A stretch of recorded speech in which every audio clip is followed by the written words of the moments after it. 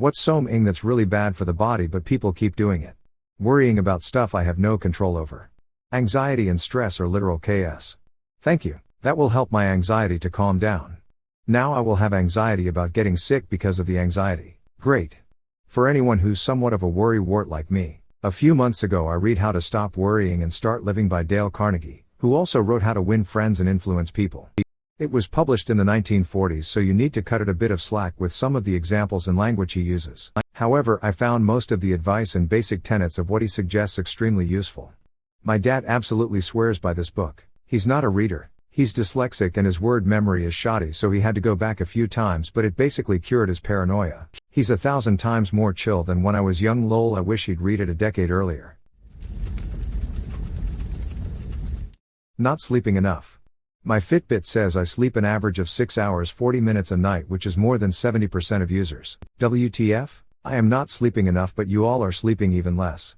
Sadly, there are a lot of factors that contribute to that, a lot of which are uncontrollable to a degree: mental illnesses, children, 2 jobs, etc.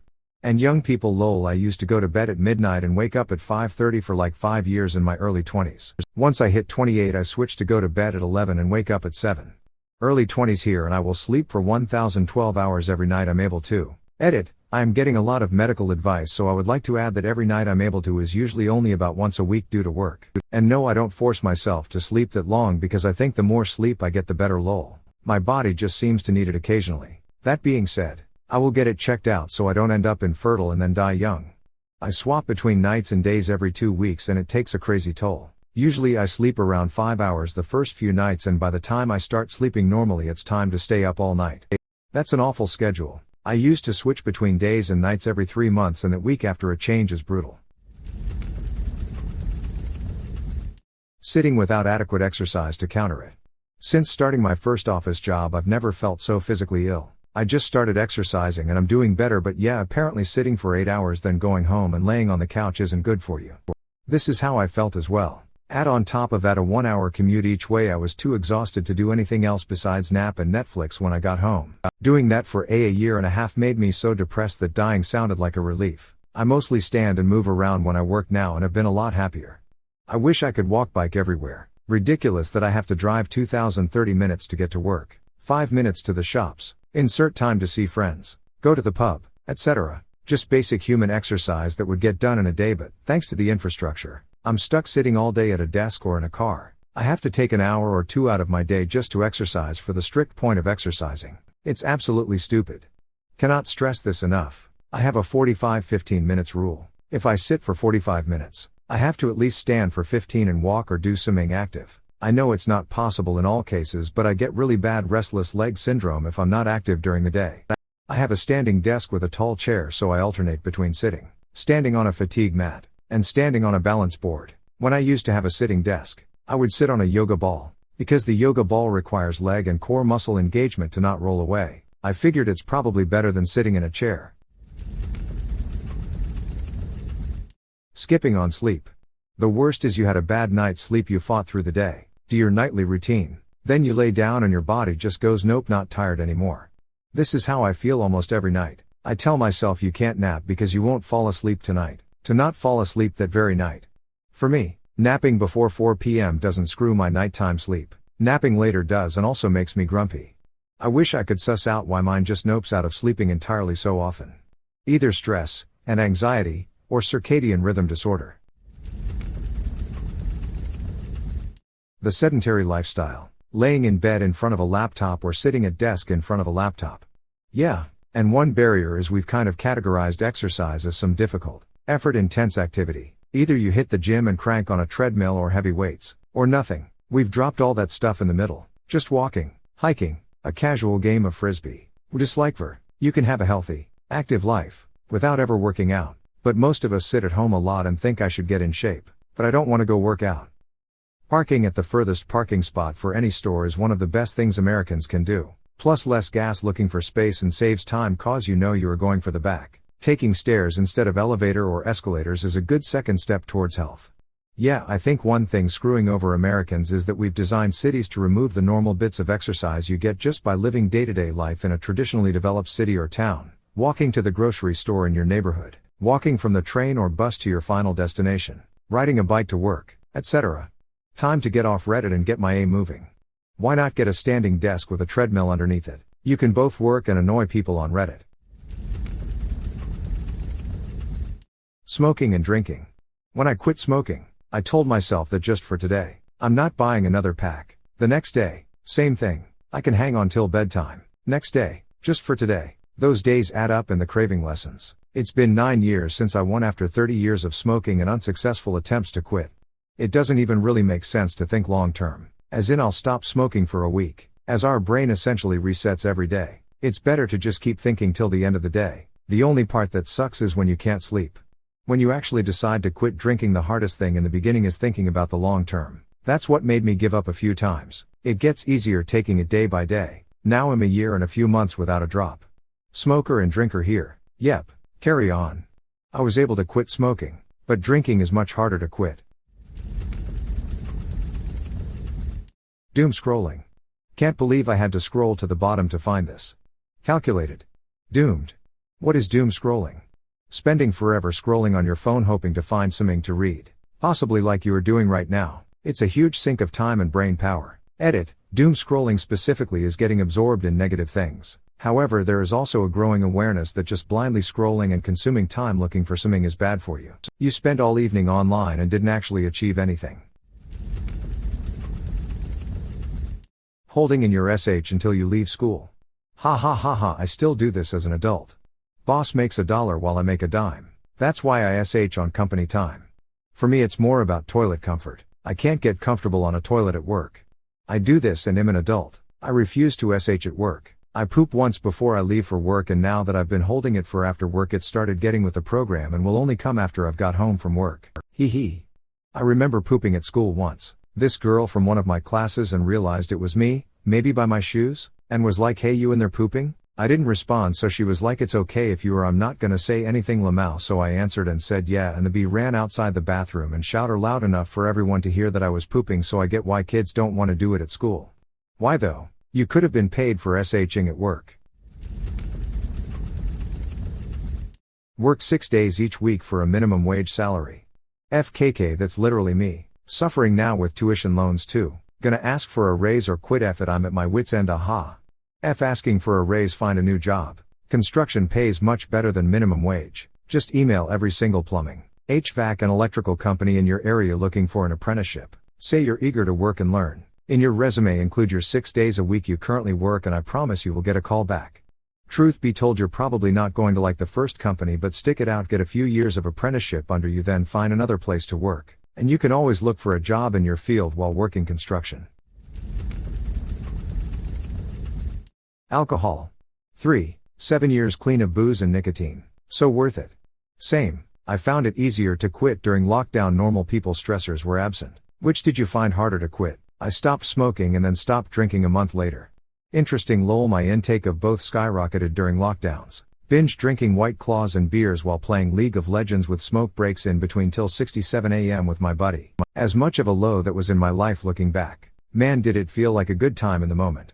Alcohol can destroy a person's body and so much more. It's actually surprising its use is still so widely accepted in society for the damage it causes. It's funny, if alcohol were to be invented today, it would never be legal. It's that ingrained in society. Smoking. Soda. Most DS. TikTok challenges. That effing one where they do a wheelie into traffic. Pure stupidity and putting others at risk. I don't have TikTok, but I've heard of one in which a group of friends out their foot forward, or kick the legs, so that an unsuspecting person trips and falls. Most victims hit their head hard on the floor. Apparently, it's called the Skull Breaker Challenge. Ew. Eating unhealthy processed foods. Seen an article just this week how ultra-processed foods are linked to high blood pressure, heart attacks and strokes. The list of what qualifies makes up most people's diets: breakfast cereals, crisps, supermarket bread and pizzas, ready-made soup, margarine spread, meatballs, hamburgers, sausages, etc. Yeah, study after study show that the healthiest people around the world generally have one thing in common: nutrient-dense, calorie-poor food.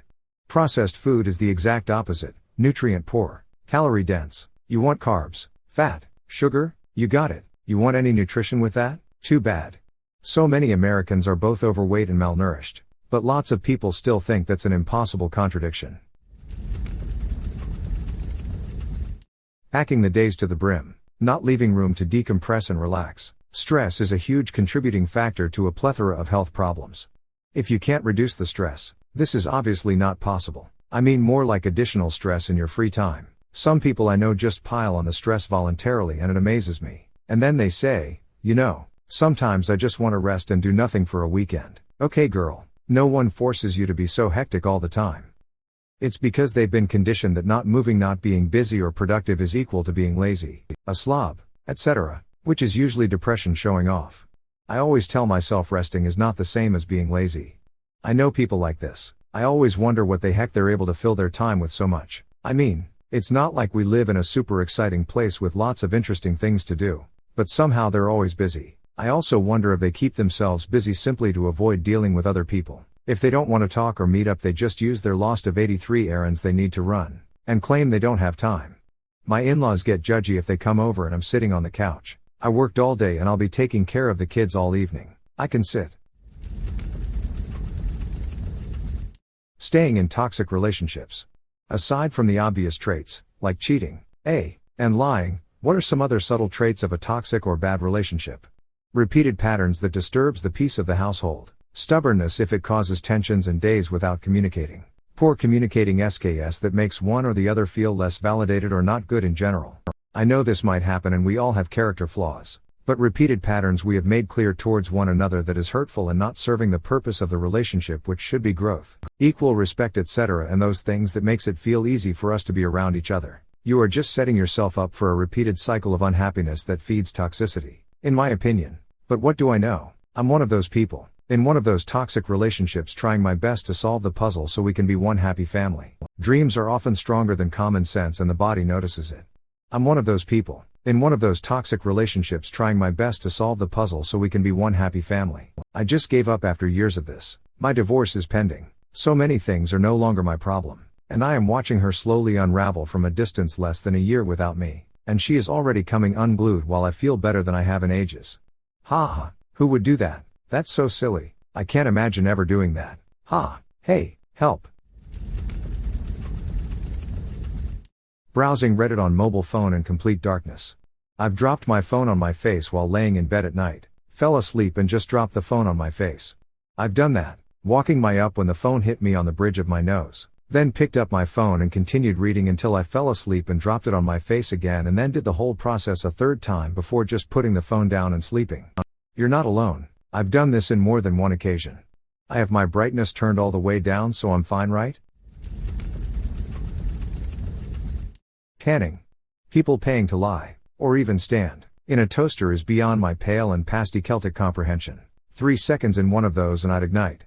Oh my god, same. I'm also extremely pale, so pale my little brother claims I can communicate with ghosts. BC, they mistake me for one of them. Plus I cannot catch a tan to save my life. My skin just wants to stay transparent. If I go inside one of those cancer machines, I'll die on the spot. You probably tan pink. For years I was frustrated because I too am pasty white but couldn't catch a tan. Until I realized my next darkest shade is just pink. If I want a bronze glow, I'd need it artificially because I cook like pork. Social media. It's awful for your mental health, but apparently people need to see likes on videos to fit in with society. Came here to comment that. It's literally brainwashing. If you see the same thing being marketed or told to you, you'll believe it. I keep smoking. Can't do much with addiction, but I've managed to stop doing H. So one day. Stopping H is a massive achievement by itself. Congrats. You've kicked the bigger one, slowly work on the last one now. Processed food, sugary drinks, smoking, alcohol, using pills as shortcuts. Gotta get the dopamine fix. Overtraining at the gym and also having a physical job. You will understand in your mid-30s. Dealing with the repercussions of this right now, my spine is quite literally crumbling out from under itself. I had an eating disorder on top of the exercise addiction and working 6,070 hours a week as an item picker for Amazon. At the time I saw no issues with this. It was between when I was 21 and 28. I'm now 33. I physically can't work. I can barely exercise. I'm in physical therapy 3 times a week. In and out of surgeries because every year a new disc in my spine freaks out and needs repair. Anyway, I always warn people against being this obsessive with being fit and in shape. I was in the best shape of my life, but at what cost? People do not talk enough about the long-term effects even a short stint with an eating disorder can have on the body.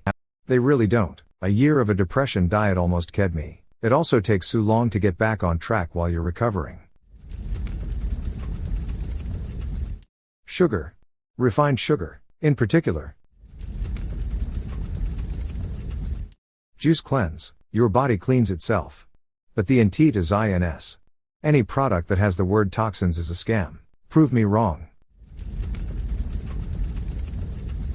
Not listening to it. Sounds like bullsh. But hear me out. Whenever I get a craving, it's usually a sign that I'm low on a certain vitamin, mineral, or other kind of thing that my body needs. I think it's an inherent skill most of us have that you gotta nurture over time to fully use. Like if I'm really craving a salad, I know I'm probably hecka low on some vitamins I haven't been eating. If I'm craving something sour like a fruit, I'm probably low on vitamin C. If I really want a burger or other form of beef, I'm low on iron. Usually when I eat what I'm craving in lower or moderate amounts, I tend to feel a lot better and my mood gets better. At first I thought it was just because I was satisfying the craving. But after experimenting with certain food, like eating more fruit and going healthier routes when it came to the protein meat, I got the same effect even when it was stuff I'm not a huge fan of. Same thing for moving around. I can't sit for longer than a few hours before I have to get up and do something else. I think our bodies are better at telling us what we need when we actually need it. But it's paying more attention and thinking more modically about what we're actually doing eating to help both our mental and physical health. I could very easily just be full of sh though. So take it with a grain of salt, Lamau. This is super interesting. It seems to me a lot of people aren't in tune with their bodies and it causes a lot of issues later in life. Super good point. Drinking soda. I occasionally buy some sodas as a treat, even when I want to actually have a treat. It seems wrong to drink them. Lack of sleep. No, this one is too real. People push themselves way too hard, and even though things like caffeine will combat the now effects like being tired or focus, it leaves long-term and long-lasting impacts that can royally screw you over. Junk food. Guilty. Damn those Doritos. Alcohol. I still drink once in a while, but it's remarkable how consistent the science is that there's really no benefits and a ton of harms to alcohol consumption. No benefits? As an ugly person, it's helped me get laid a few times. You jest, but many millions of people would never have been born had alcohol not played a part. Cheers. Watching alpha male podcasts destroys your brain in 30 minutes. Weak bro. You don't get it if it takes you like 30 minutes bro. True alphas wreck their brain muscles in 15 minutes. Excess caffeine. This ain't high enough. 4 hours of sleep and 2 energy drinks. Very healthy indeed. League of Legends. I played for 8 years. Still seeing the chiropractor for back pain from all the carrying I did as a midlaner. Funny joke. I still want to add that you should rather see a physio. Dieting. Lifestyle changes can better your health, but crash diets and starving yourself can really take a toll on heart health and permanently mess you up. Getting shot or stabbed. I just can't quit it. Scrolling mindlessly through TikTok, Instagram, any social media listlessly for hours. This is a mental health condition. Yes, if you do this almost every single day, you are struggling with mental illness and using scrolling as an avoidance coping behavior. Even if you don't have anything to do, it is not healthy to spend hours scrolling through social media on a regular basis. Also, consuming high amounts of caffeine daily, especially when not eating. Getting pregnant. I said the same thing. It's really hard for more than a few of us, and many die of it. Having no hobbies or enjoyments that don't involve DS or alcohol. Finding something you enjoy doing to de-stress is important for mental and physical health. Not getting enough sleep. Putting anything into your lungs other than clean air. The human lung is extremely fragile. Vaping and W can damage them just like cigarettes can. Clean air is hard to come by these days. I wonder what would be the outcome of a multi-decade study with one group on clean air, respirators, and the other breathing regular air. Good luck finding participants, I guess. Best I can do is pollen dust ridden air. Allergies go brrrrrr.